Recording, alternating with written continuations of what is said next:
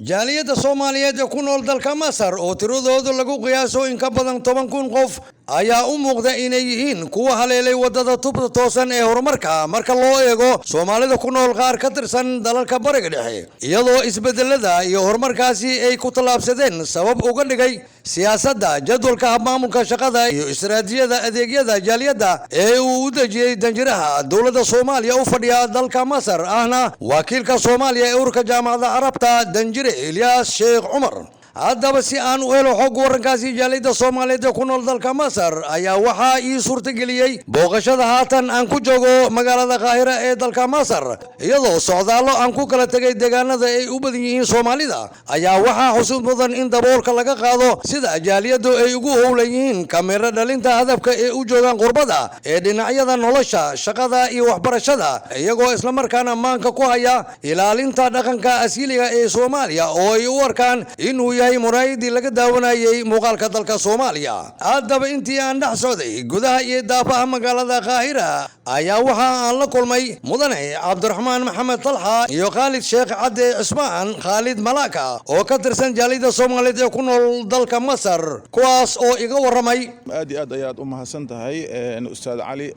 run ahaantii wadanka Masar Soomaaliyana maanta kaalin weyn ay ugu jirtaa dhinaca waxbarashada marka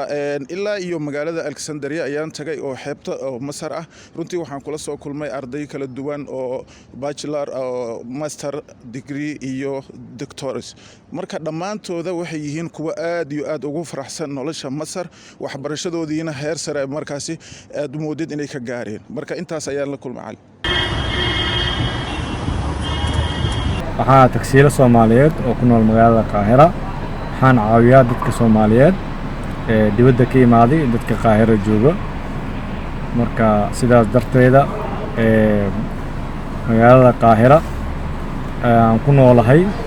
wax dhibaato aan ku qabo wax weerartay ma jirto dowladda Masar wax walba alxamdulillah rabbil caalamiin marka safaaradana si fiican noo caawisaa oo Ilyas maad safiirka yahay walba marto okay